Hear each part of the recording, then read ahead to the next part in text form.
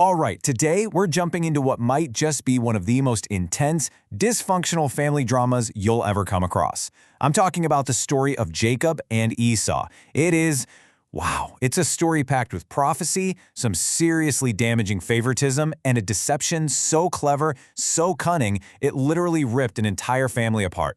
So let's get into it and see how this whole mess went down. And really, this whole saga, it all boils down to one massive question, right? Can you actually outsmart a prophecy? I mean, can our own plans, our scheming, our fears, or even our good intentions, can any of that change a future that's supposedly already written? Well, this family, they're about to find out. And believe me, it's going to be the hard way. So you got to ask, where did it all start to go wrong for them? Well, get this. The trouble in this family began before the children were even born. No joke. The seeds of all this conflict were planted in two things. First, a divine prophecy that basically flipped tradition completely on its head, and second, some really damaging favoritism from the parents. Okay, so this prophecy, it is the key to understanding everything that happens next. Imagine you're the mother Rebekah. You're pregnant with twins, and they are fighting so violently inside you that you're genuinely worried.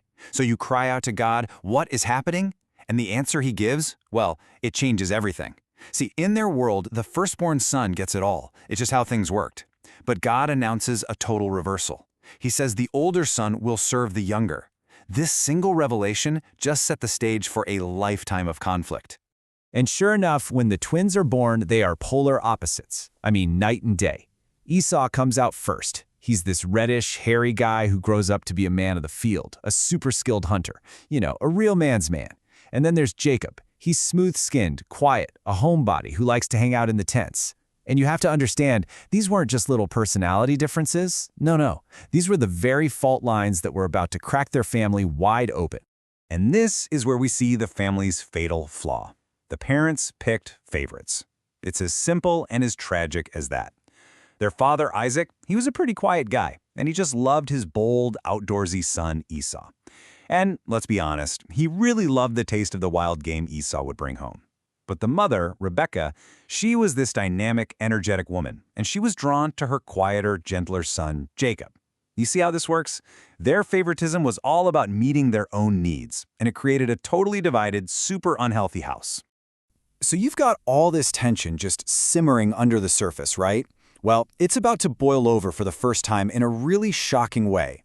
It all comes down to one impulsive decision, a choice made in a moment of weakness that will lead to literally a lifetime of regret. But before I tell you what happened, we've got to pause for a second and really understand what was on the line here.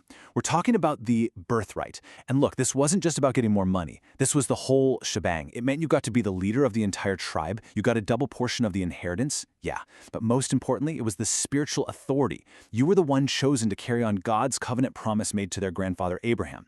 It was priceless.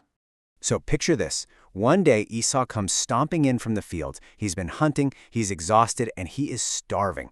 And there's Jacob, who just happens to have a pot of delicious-smelling stew ready. And in this moment of pure physical desperation, Esau says these words that will haunt him forever. He literally agrees to trade his entire birthright, this massive, spiritual, priceless inheritance, for a bowl of soup. Just like that. His hunger in that moment just completely wiped out any thought for his entire future. And this is the whole point, isn't it? Esau just didn't care about his birthright. He thought so little of it. He valued a full belly right now way more than some far-off spiritual promise. And Jacob, he saw his brother's weakness, and man, he was ruthless. He exploited it without a second thought to get exactly what he'd always wanted. And just like that, the deal was done. Okay, so fast forward a bunch of years. The conflict is about to escalate. It goes from a sneaky deal between brothers to an all-out, treacherous family plot. Isaac, the father, is old now. He's losing his sight, and both he and his wife, Rebekah, decide it's time to take matters into their own hands. They each start scheming to manipulate the final sacred blessing.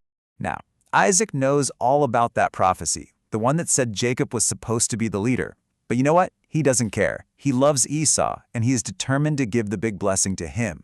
So completely ignoring God's plan, he tells Esau, "Go hunt some game, make me that meal I love, and then I'll give you the blessing." Think about that. He's basing a massive spiritual decision on his sense of taste. But Rebekah overhears this whole conversation, and she panics. She's afraid God's prophecy won't come true, so she comes up with her own counterplot. She's going to trick Isaac by fooling all of his other senses. She takes care of taste by cooking up some goat to taste just like wild game. Then she tells Jacob how to fool touch and smell. And what's really telling here is that Jacob, he doesn't hesitate because it's wrong. His only concern is, what if I get caught? And this is the moment of truth. It's so tense. Jacob goes into his blind father's room, and right away, Isaac is suspicious.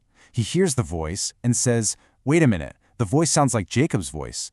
But then, he reaches out and feels the hairy goatskins on Jacob's hands, and he smells the clothes, which smell like the outdoors, like Esau. And in that moment, he makes a choice. He lets the feelings of touch and smell override the one thing that was telling him the truth, his hearing. And just like that, the deception works. It's complete. Isaac eats the meal, and he gives the great blessing. We're talking the blessing of Abraham, the whole deal. Promises of land, descendants, power, he gives it all to Jacob. And you have to understand, a blessing like this, in their culture, once it's spoken, it's considered irreversible. It's done. No takebacks. Jacob has barely even left the tent. I mean, moments later, Esau returns, and what happens next isn't some victory celebration. Oh no, it is absolute, total chaos. The fallout from this one act of deception just immediately blows the family apart. So when Esau comes in and Isaac figures out what just happened, the text says he begins to shake violently.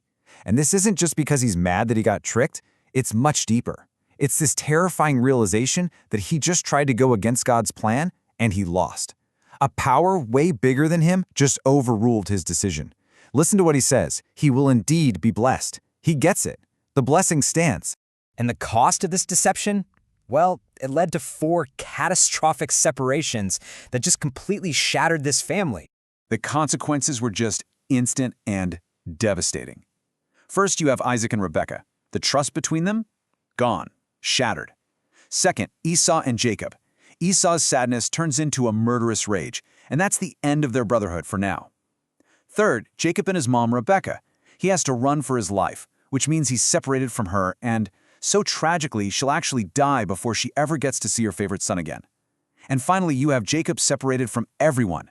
He's forced into exile for 20 long years. Yeah, this went way beyond sibling rivalry. Esau had now lost everything, the birthright and the blessing, and he was just consumed by pure hatred.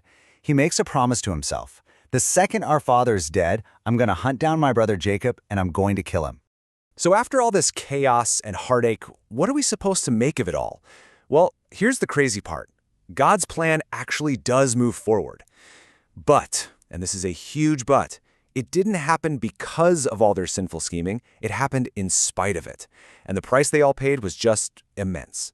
And in a really surprising twist, Isaac finally gets it. He surrenders. After being shaken to his core, he accepts that Jacob is the one God has chosen. So before Jacob runs for his life, Isaac calls him back in. And this time, on purpose, he formally gives him the specific blessing of Abraham. He makes sure the covenant line is passed on correctly, even after this whole incredibly broken, messy disaster. But here's the thing. Nobody got away with it. There's a kind of painful, poetic justice to how it all plays out. Jacob, the master deceiver, he ends up spending the next 20 years of his life being tricked and deceived over and over again by his own uncle. Rebekah, the schemer who did all this to keep her favorite son close, she ends up losing him forever. And Esau, in this sad attempt to finally make his parents happy, he marries into another line that God hadn't chosen, which just proves he never really understood the spiritual stakes of any of this. And this, right here, brings us to the absolute heart of the story. Think about it. Rebekah and Jacob lied and schemed and tore their family apart to get a blessing that God had already promised them before the boys were even born. All their desperate attempts to help God along only brought destruction on their own heads. I mean, did they win? I guess. But in the process, they lost everything that mattered, their family, their home, and 20 years of their lives. You know, you could argue their intentions weren't pure evil. Rebekah wanted to make sure God's prophecy came true. Jacob wanted a spiritual inheritance that he actually valued, unlike his brother. But their methods.